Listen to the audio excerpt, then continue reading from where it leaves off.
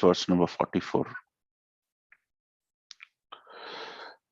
Tatheva harinai krodhai स्वभावित गवय कुंजरी गोपूचे हरिभिर mercury नकुलैर्नाभिर्व्रतम् तथैव हरिणा क्रोधरै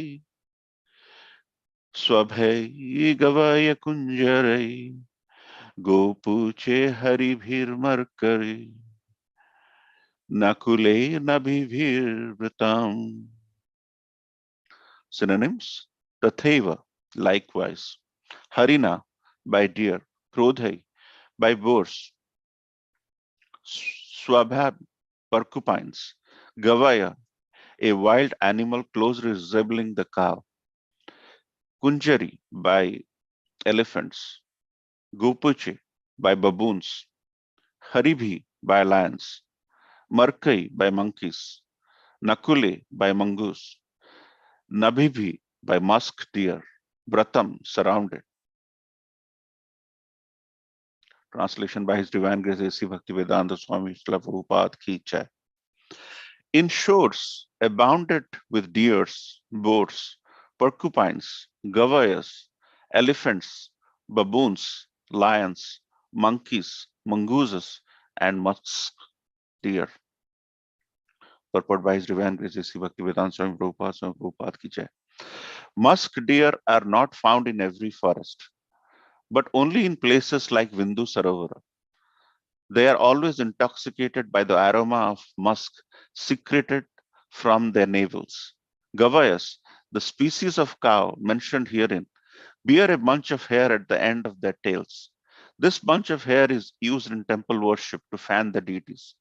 Gavayas are sometimes called chamaris, and they are considered very sacred.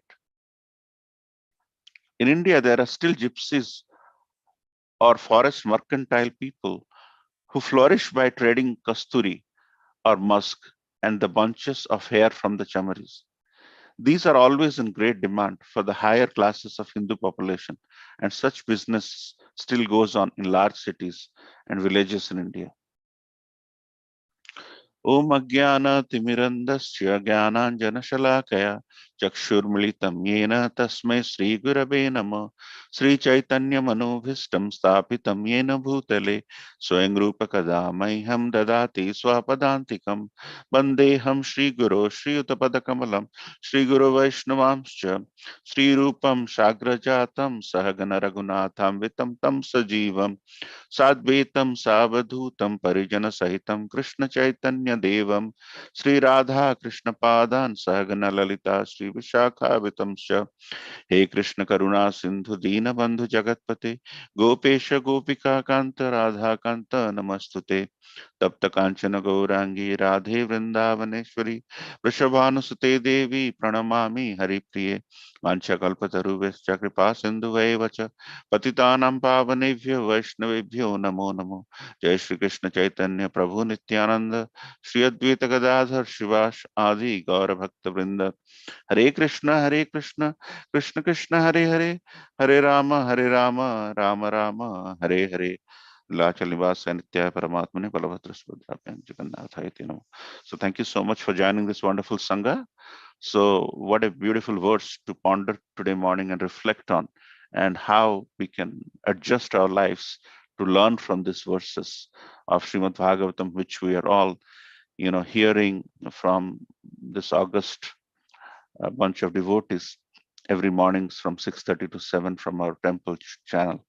So here, this is a very beautiful verse, and if you go deep into it, it's even more beautiful, because the context here is Mahatma Bidur is inquiring about the dynasty of Swayambhu Manu, about how the lineage started and how we as human beings have come from the descending succession from Swayambhu Manu. And then in this chapter, Kardama Muni is pleasing the Lord to get his mercy so that he gets a girl of like disposition to be married to. And then Kardama Muni is praying to Supreme Lord to get a like disposition to meet a girl like Mother Devahuti, which will turn into later. And then Lord appears and he spoke to Kardama Muni. And where did Lord speak to Kardama Muni? In Bindu Sarovar. Bindu Sarovar is a lake inside the periphery of Saraswati River. And there, Lord says that I will appear as your son after 9 daughters born to you. So I, along with your 9 daughters, will be your progeny. And then Lord departs, and Swayambhu Manu arrives in Bindu Sarovar with Mother Satrupa, Manu's wife. And then now we're discussing the serenity and peacefulness of Bindu Sarovar, the nature of, and we spoke in this 4 5 verses. We were discussing about how beautiful Bindu Sarovar is inside the realms of Saraswati River with pious trees. There are birds and bees which are making it even beautiful. The symbiosis of this entire nature. There are trees and birds, and this verse is focusing on the beauty of animals, and it's basically setting this theme for the onset of this activity of the discussion between the would-be son-in-law and the would-be father-in-law, and the discussion which eventually results in the marriage of Kardama Muni to the daughter of Swayambhu Manu and Satrupa, who is Devahuti, and how the wedding is going to take place. It's a process, and this process is being set in Bindu Sarovar, and Bindu Sarovar is actually is a lake within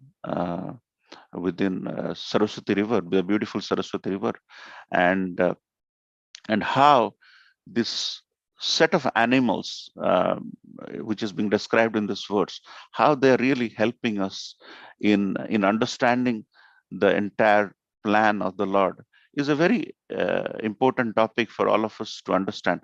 So in this verse, there is references to beautiful deer, beautiful boars, beautiful porcupines, gavayas, the mountain cows. Gavayas are nothing but the mountain cows who have hair in their tail, and those hairs are being used in very much temple worships. Elephants, baboons, lions, monkeys, mongoose, and musk deer. See, as you can see, these animals, they are in the forest. They are living in a very uh, nice atmosphere, wherein they're on the nature, and the nature is so beautiful that whenever they live together, there is no fighting, uh, there is nothing which is happening which is really very negative in their approach. So when these uh, animals live in unison, there is that element of tolerance, there is that element of living together, and and these animals, their parts of their body is used for the service of the Lord. Like, say for example, if you think about these animals, the cow dung of cow is used for the service of the Lord. The animals are not serving in a temple, but their parts are used to serve the Lord in a temple. Very, very much to learn from this aspect, that their parts and parcels of the body are used for the service of the Lord. Like, for example, if you think about animals and plants, the cow dung is used for the service of the Lord. Then the urine of mother cow is used during deity installation. Some time back, you might have seen and heard and been there. You have seen of all the uh, pots, there are different items being offered to the Lord in their first installation by the deity ministry. Gomutra was used. So likewise, deer musk during Lord Jagannath's anniversary is requested from Nepal, and it is used. The deer musk, which is the priciest thing you can ever think of, that is used for Lord Jagannath service. And and the chamara, or the the the the white uh, fan which he used, the chamara in the temple, is actually from the mountain cow's tails, which is referred in this verse. Right in this verse, Srila Prabhupada is using the term gavayas, which are who are nothing but the mountain cows, and some people refer them as yak. So their yak tail hair is used as chamara of the Lord to warm the Lord in the service of the Lord. And the peacock feathers are used to cool down the Lord in the temple. The items of the birds and animals are used for the service of the Lord, and then the neem stick from the neem tree as the twig is used as Lord Jagannath's toothbrush, which, you know, some of our senior Maharats and sannyasis, when they come out, they bless you with the toothbrush of the Lord Jagannath, and that is nothing but from the plant neem and from the twig it has come, and through that the blessing has been going down over a period of time. And the mango leaves we hang from the doors of the house during housewarming. The mango tree is a plant, but it's being used as a pious, auspicious thing, and is being used as the service of the Lord. And the neem wood from the trunk or the stem of the tree is used for carving deities of Lord Jagannath. And likewise, flowers which are in the nature is used. Once the flower falls down, then there is no value of the flower.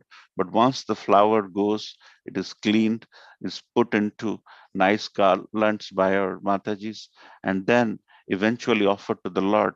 And then when that comes as a remnant or a prasad from the Lord, it is priceless. So as you can see, all the items of the plants and animals are used for Lord's service. But think of one thing of our body which is used as service. There is nothing. There is nothing from our human part and parcel of the body is used for Lord's service. And most of the time, these animals and birds and trees, they live in unison. They live without any fights among each other. There is an ample amount of tolerance. But when the human being gets in, there is this ahankar, there is this process where there is that fight. So so because not as because we are full of mess within us, not a single part of the body is offered. And so the question becomes, what can we do? Like the service of so many plants and animals are being used for the Lord's service. So what can we do to give that service? The only thing we can do to serve the Lord is to serve with our time, body, mind, and words, so that we can serve the Lord properly by taking some inspiration from these plants, because these plants and animals, in their absence here, their items are being used, but we cannot use any item from ours in the service of the Lord.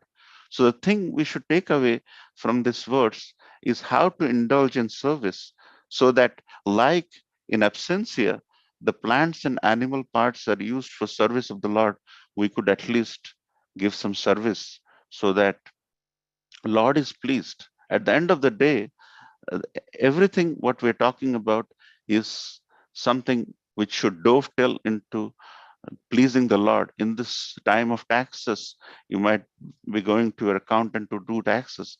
Lord has created this beautiful universe, and we don't pay any taxes. The Lord has created beautiful mountains, beautiful trees, beautiful rivers, but we do not pay any taxes. However, we use some service of a country or a township or a state, and we end up paying taxes, which is fine. So in the context of the bigger universe which is created through this process of creation, we learned sarga visarga and the processes of Srimad Bhagavatam. So Lord has created this beautiful universe, and he has used Brahmaji as a secondary creator to create this beautiful universe. What are we doing to give that to the Lord?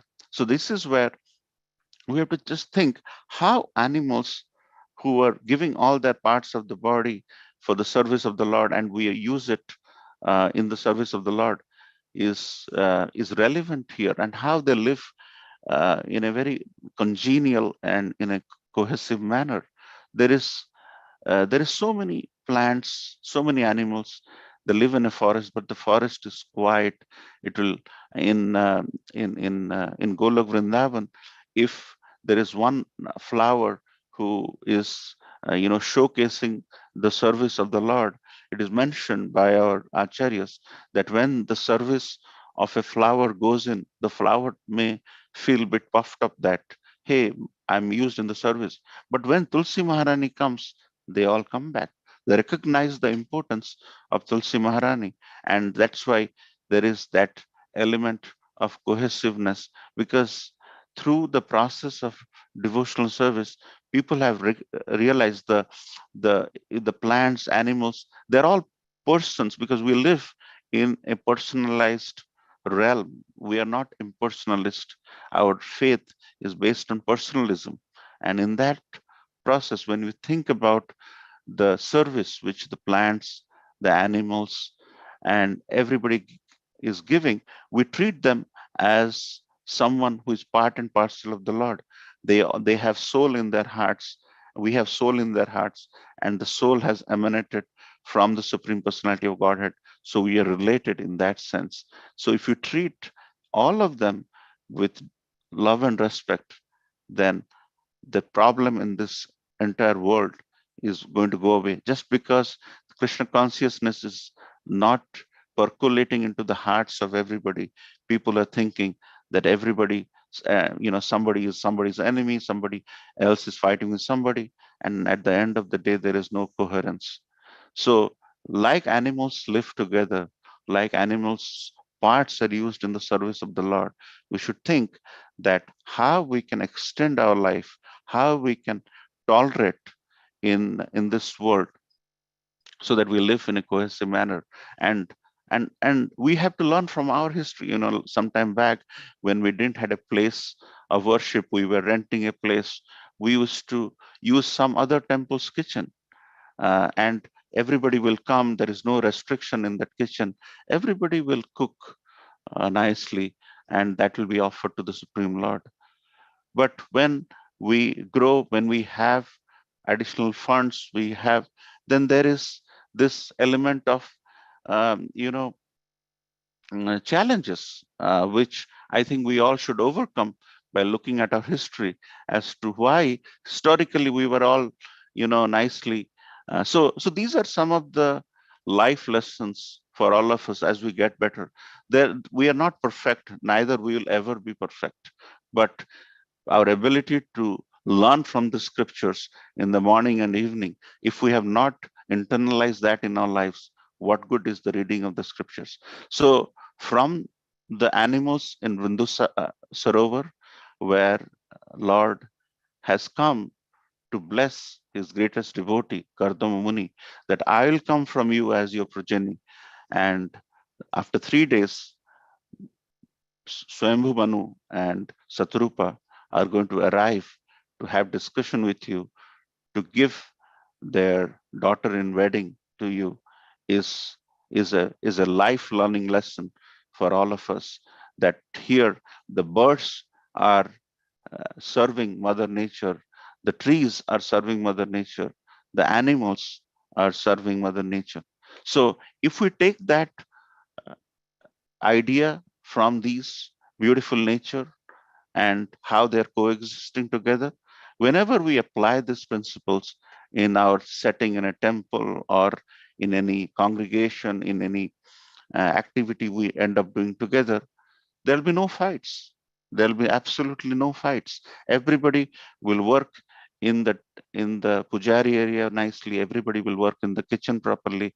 Everybody will work in the different departments of the temple, exactly like how the animals are coexisting. And even after they leave the body, their parts of the body are used in the service of the Lord. because it's a service which binds all of us together. And if there is no service, then there is no value of the individual, because when people are always fighting and always yelling and having differences, there is no tolerance, then that is when Srimad Bhagavatam comes in and teaches that when animals can coexist, birds can coexist, trees can coexist. I'm sure with higher intelligence, humans like us, we all can coexist, and we can lead a life of symbiosis where we lean in on somebody else's pluses, and each other we help in bringing this community together. And that is exactly what Srila Prabhupada uh, mission and his thought process. He mentioned all of us to tolerate, and the toleration comes, as you can see, the animals, they speak in their own language. Maybe they don't, but they all know the paths, and that's why when you go into the forest in Gita Nagari or New Vrindavan or wherever you have a trail, you realize everything is so much in order. Everything is so beautifully placed, beautifully laid out. There is greenery everywhere. The beautiful serene serenity is setting on the lake. Like the Bindu Sarovar is so beautiful in the western part of India, with so much of beauty and so much of cleanliness. And when you go to that place, you realize this is not the place where animals live. This is where organized human beings possibly live. But actually, if you think about it, it's the interconnection between these animals which makes that place so beautiful. And and at the end of the day, the remnants of the animals are used for the service of the Lord, because for Lord, everybody is one and uh, all, and there is no difference between anybody, because um, Krishna mentions Aham Bija Pradapita. He's the seed giving father of everyone, the 8.4 million species. And in the eyes of the Supreme Personality of Godhead, everybody is together. As our ability, as we have transcended into the thought process that wherever there is empathy, sympathy, then our ability to have our food habits based on plants where there is no cruelty. I think we have gone beyond that. I think there is something for us to, which we have accomplished. But the next thing we have to accomplish is how to lead a tolerant life like the animals, and how to live cohesively in our temple, in our kitchen, or in our pujari area, so that everything is happening under the auspices of the Supreme Personality of Godhead, Krishna, and his elder brother Balaram, who is the Guru. And under him, we lead a life of disciples where we all coexist and live in a symbiosis manner. And how our objects, if as none of our objects are used in the service of the Lord, how can we serve the Lord on the contrary, so that uh, so that the Lord is pleased. So the beauties of Bindu Sarovar is so nicely explained, and the next verses will culminate into the arrival of Swayambhu Manu and Satrupa, and the meeting is going to take place from the next verse. But these are the 5 or 6 verses where the beauty of the nature and what we should learn from the nature is being explained so beautifully.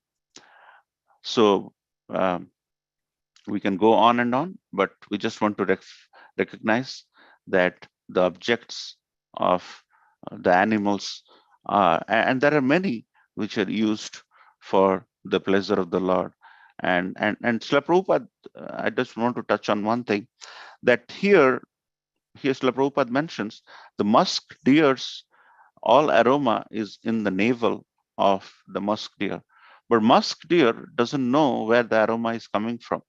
The aroma is right inside his navel, but he or she, they don't know where the, the aroma is coming from. And sometimes we have to recognize that Krishna is within ourselves. We have to cleanse our hearts so that Krishna lives peacefully in our hearts properly. And the cleansing process is very nicely laid down in the 9 processes of bhakti. And Shravanam is something what we are doing every day morning, but chanting the holy name so that we cleanse our heart, so the Lord can live in our heart properly, so that we recognize that Lord is within us. And that realization hasn't set in with the deer, because deer is searching for the aroma, but the aroma is right inside. So what a profound message Srila Prabhupada is giving in this nice purport, that Krishna is within us, but we are searching everywhere. We are not following the principles which are laid out, which leads to sadness, unhappiness. But we should recognize that the Supreme Personality is within us, and we should take care of him so that his presence in our hearts is pleasant, and and we cleanse our hearts in such a way that Krishna, who lives in our hearts, leads a very beautiful stay. And for that we should chant beautifully, and that is something which I thought from Srila Prabhupada's purport about the musk deer, which is mentioned in this verse about so many uh, uh, harinai, means in the deer in Hindi is called hiran, and here in Sanskrit it is referred to as harinai by deer. So beautiful verse to ponder how we should live in a coexisting situation, trying to mutually respect each other with tolerance, and how Krishna is within us, and we should make sure that Krishna's staying in our heart is pleasant by pleasing him, by chanting the holy name every day, and feeling and fulfilling the guidelines which is laid out by our Guru, Sadhu, and Sastra. So with that, I'd like to end here. Any question, comments? We still have a minute or two. Otherwise, we can take it elsewhere. Srila Prabhupada ki jai. Hare Krishna.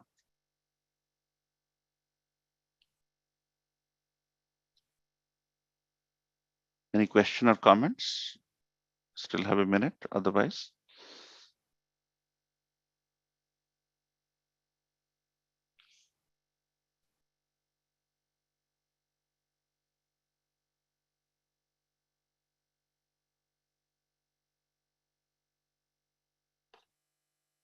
we can end here. Prabhuji.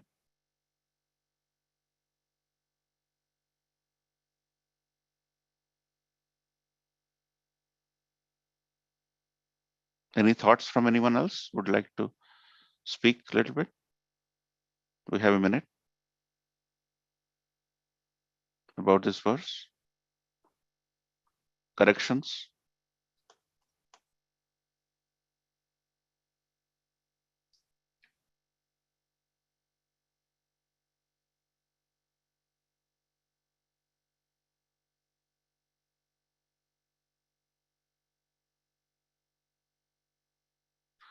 So, Hare Krishna Prabhu. yes, Prabhuji. Dandavat Pranam, Prabhuji. Dandavat Pranam to everyone. This deer is the Kasturi Mriga. In India only it is available.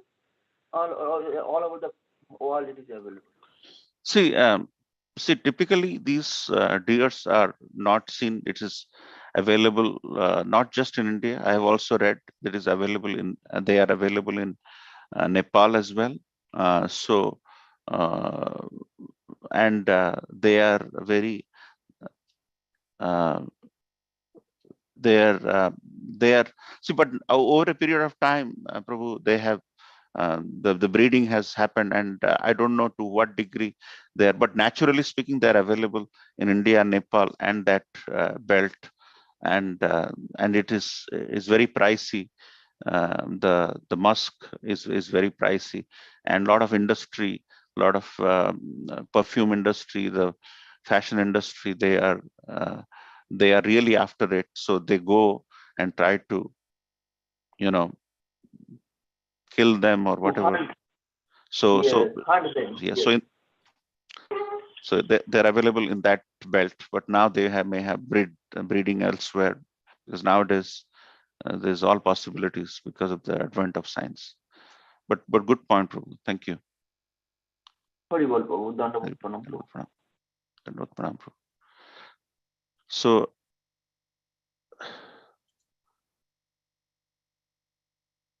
Simesha Prabhu, you want to close? Don't see. All right. So if Madhupati Prabhu, Simeswar Prabhu is not there, let's all end here by paying obeisance at the lotus feet of all Vaishnavas. Jai Narsimha, Sri Narsimha, Jai Jai Sri Narsimha, Praladesu Jai Padma Mukha Pradnavinga, Ugram Viram Mahavishnu Jalantam Sarvatomukha, Nrishingam Vishanam Bhadram Mrityu Namami, Nrishingam Bhagavan ki Jai, Prahlad Maharaj ki Jai. Pay obeisance at the lotus feet of all Vaishnavas. Vanchakalpatarubhasya kripasindovacha patitanam pavanebhyo Vaishnavebhyo namo namo. Vaishnavavrinda ki jai.